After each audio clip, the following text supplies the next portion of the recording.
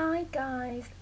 Yesterday I went to go and see the Phantom of the Opera UK tour at Manchester Palace Theatre. I was really excited about seeing this production of Phantom because it's got new staging and design for the tour, as Maria Bjornsson, who originally designed the show, has passed away, and so they brought on new people to make changes to it to make it easy to tour. And basically I loved all the changes in the show. The staging was really clever and really brilliant, and the costumes, they were very different to the some of them were very different to the London production, but they still had like the sense and the feel of Maria Bjornsson's designs, which was nice. Like I could still tell it was inspired by her and her work, even if she didn't actually design those particular costumes. I had the start of row G, so I had slightly restricted view and I couldn't see much of what was happening on the right hand side of the stage, but it was pretty awesome. I also couldn't see the chandelier.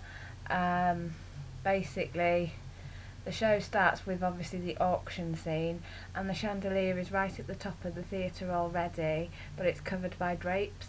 And then as the auctioneer is talking about it, it comes down, and when the overture starts, the drapes come off, and it like goes all glittery, and then it goes back up. I could see it on a screen that was right next to me, what was going on with the chandelier, because I couldn't see it because of the overhang, and it looked really impressive.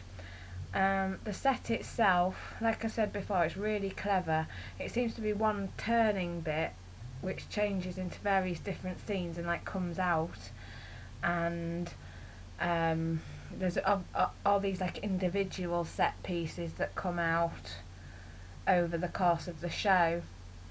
I was quite surprised by the manager's office, because in the London production it's just one big drape and a desk, and so it's pretty much left to your own imagination what these rooms and the caverns of the opera house might look like. But with the set being so intricate and detailed, it's there for you to see. And the manager's office, I was a bit like, oh, that's not what I would have thought the manager's office would have looked like. And then I thought to myself afterwards, well, what would I have thought the manager's office to look like? And then I was thinking, why am I thinking something like that? It's a bit odd. So yeah, John Owen Jones, I had full cast on, and John Owen Jones as the Phantom, he had a really bad cold, but you couldn't tell at all. He was amazing, as was Katie Hall and Simon Bailey. Katie's also full of cold, as she told me before the show, but again, you wouldn't be able to tell. Her soprano is just like jaw-dropping and amazing, and her acting, oh my god. And I'm really pleased that they have a Carlotta of colour. Like the woman playing Carlotta is black, and it doesn't really specify that Carlotta has to be black or white, but I think she's always been played by a white person in London, and I don't mind. If you can sing the role and you can act it, then do it. And she is so funny. Like, she brings adds all these extra Italian words and mannerisms to her scenes, and she's like proper diva-ish, like more so than any other Carlotta I've seen. She's brilliant. And what can I say? Yeah, Katie Hall, she's lovely. She's like real, I can sort of relate to her Christine more than I can a mature Christine, because she plays it so much younger, like the Christine in the book. Simon Bailey as well, he's really like fleshed out a bit more with his character, and he seems like a strong, decent Raoul. He's definitely in my top 3 Raouls I think I've seen. Killian is my first, and then Nadim, and then Simon. I'd seen Simon before with Gina Beck and Ramin Karimloo a few years ago, and them 3 were like the power 3 in London at that time for that cast. And then I've not really been impressed with other Raouls that I've seen before, so yeah, definitely in my top 3. The managers, they were very good. They're not as funny as Barry James and Gareth Snook in London, I don't think, but they are good. They're definitely worth watching. They seem older I don't know, they look, because they've got the grey and white beards going on, whereas in London they're more sort of like younger. Who else is there? Ubaldo Piangi, Vincent Pirillo, he was very good and very funny. I missed the elephant in the Hannibal scene. That's like one major set piece that isn't there, but he's got a chariot, so you can't go wrong with a chariot. Hannah Cadek as Meg Sheary, she's really good. Her character, I think, was a bit vampy in the second half, like in the masquerade scene. I think it was, she was getting off with someone at the side of the stage, and I'm thinking, is this set, there's some parts of it like that was setting the tone for Love Never Dies, and I'm sort of thinking, yeah, that's been tweaked a little. Another thing I wanted to say about the overture as well, like I said before, the chandelier's already hanging up there, and obviously in London when the overture starts the chandelier rises and everyone's watching that, and then the Hannibal set comes up through the floor. On tour it can't do that, but it's really cleverly done because the chandelier's there, but then for those who are watching the stage, it's like the ballet dancers and like Madame Giry come on and they sort of glide on doing like a ballet move, and then they stop in like a tableau in a complete stop and like freeze moment, and then the piano rehearsal and the other cast members come on and they just sort of stop, and then Angela comes on and sings her bit for Hannibal, and it's just, I like that. It's hard to explain, it's like tableau and they're like really really still, and then Angela sings, and then it's all like, we're there, we've gone back in time. That was really cleverly done. Yeah, another spoiler for you, I love after the second note scene in the second half when Christine really doesn't want to sing in the Phantom's opera, she slaps Raoul, and they play on the incidental music before Raoul says, "So it is to be war between us." They don't do that straight away. She like runs off stage that way, and then the set turns round from the office scene and she runs on that way and Raoul follows her and she's like, "You promised to protect me, Raoul," and then Raoul says his line and goes off. I also like the dressing room scene after Christine sings Think of Me. I love how there's so much set to that, and the big mirror. I'm not too keen on like the Phantom's hairdo. He's got this massive floppy bit at the side and I'm like, ugh. My favourite scene as well from the tour, which isn't my favourite in London particularly, is the journey down to the lair. I love the journey down to the lair in the tour. It's so clever, like with the set and the trap and the secret door and then the steps that come out and the Phantom and Christine go down. Though the boat is a bit redundant. I think it only goes like a metre across the stage and then she's out and she's walking where the boat's just been. But you know, the bedroom, the Phantom's like bedroom and like his space, composing space, that's really lovely and good to see. Masquerade, one of my favourite scenes from the show as well. Another one, I think I prefer the London version for Masquerade. So there are some things I prefer in London to the tour, but then there's things about the tour I prefer to London. I actually think I prefer the Phantom's costume in Masquerade, because in London, as you know, it's all like big red death, and then it's quite different in the tour. It's similar to the movie, but not much. I'm not making much sense here, but yeah. And as usual, at the end of the first half, I was in tears, crying with John Owen Jones as he's listening to Christine and Raoul sing how much they love each other. And then in the end of the show, in the final lair scene, I was like in floods of tears. Like, it's a good thing I was not wearing mascara. I'm actually tearing up now thinking about it. Because all three of them, Simon, Katie and John, gave such passionate performances.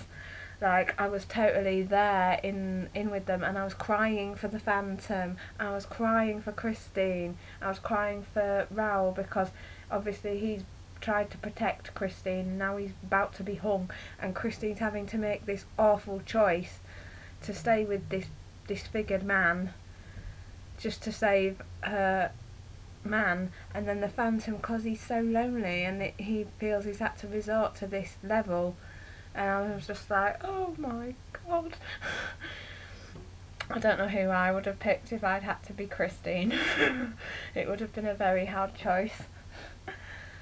So yeah, it was just brilliant, and I cannot wait to see it again in Leeds. I really can't. I've got the same row as I've had in Manchester, but the view's a lot better because the circles in Leeds are like way back. So yeah, I've got a better view. I'm more central as well, so it won't be restricted. And then after the show I went to stage door and I got Simon Bailey's autograph, and there were quite a few people stage dooring as well, but then after like 10 minutes everyone left, and so there's Simon Bailey's autograph, and I thought to myself, right, I'll hang on another 20 minutes because I've had like another hour and a half until my train was supposed to leave, and I'll see if John comes out, because sometimes he does, sometimes he doesn't, because that makeup's a bugger to put on. Yes, his makeup for his disfigurement, I think it's different to London. I didn't get quite a good look at it because considering I was row G, I was quite far back.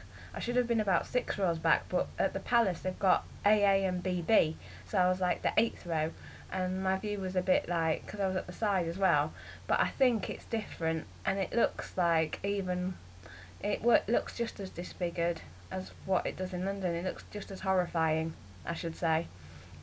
So yeah, anyway, I waited until like 5:30 for John Owen Jones, and he was in a real rush, but he kindly stopped and gave me his autograph, and I was desperate to get his autograph because when I see it in Leeds he's not going to be there. It's on a date when he's got like a week off, so I'm seeing Richard Woodford instead. I also got Angela Caesar, her autograph, that's Angela, and I also got a Phantom t-shirt. This is the tour t-shirt, you can't buy it in London I don't think, and then it's got Phantom 25 written on the back. Yeah, so there's that. And I also they've got a new souvenir brochure as well, and like there's one scene, that's the end of Act 1 with Phantom on the Angel. That's on the stage. There's another spoiler for you. What else is there? Yeah, the journey down to the lair. And then on that page there's the boat, which like I say is a bit redundant. But then if they didn't have the boat they'd have to try and think of some other mystical special way to have them moving around the stage, so I can see why they wanted to keep it, but it's not essential. What else is there that's new? I'm trying to... If I move it back, there's the new auction scene, and that's the auctioneer standing on something he's trying to sell, which I don't understand. And then there is the new monkey box, and it's like hidden. It opens up, plays a bit of Masquerade, and then closes again, which I thought was quite clever. Also, oh shit, I showed you the picture of Phantom's costume in Masquerade. That there, no, that way. I will get the hang of this one day. That's Olivia Brereton as Christine Daae. That's the only picture of her in the souvenir brochure as Christine. And what else is there? Yeah, you know the scene where before Bouquet gets hanged? Well, they had the flower costumes in London, and now they're like little Roman or Greek goddesses, which I think is quite nice, and it's easy, I guess, for the costumes to move about in. Wishing You Were Somehow Here Again. I was in tears in that. Something I seem to have noticed, Katie Hall spends a lot of time on the floor of the stage, like she was on the floor in Music of the Night, I think, and then again in Before All I Ask of You, she sort of does this whole thing where she looks as if she's going to jump off the opera house, and Raoul sort of talks her down, Christine. And then she's like, oh my god, what was I about to do? And then she falls to the floor, and she's on the floor in Wishing You Were Somehow Here Again. And yeah, but it's all good. What else to tell you? There was something I was going to say. I've forgotten. But yeah, it's definitely something everyone needs to see. So please go and see it. Even if you are from outside of London, go and see it.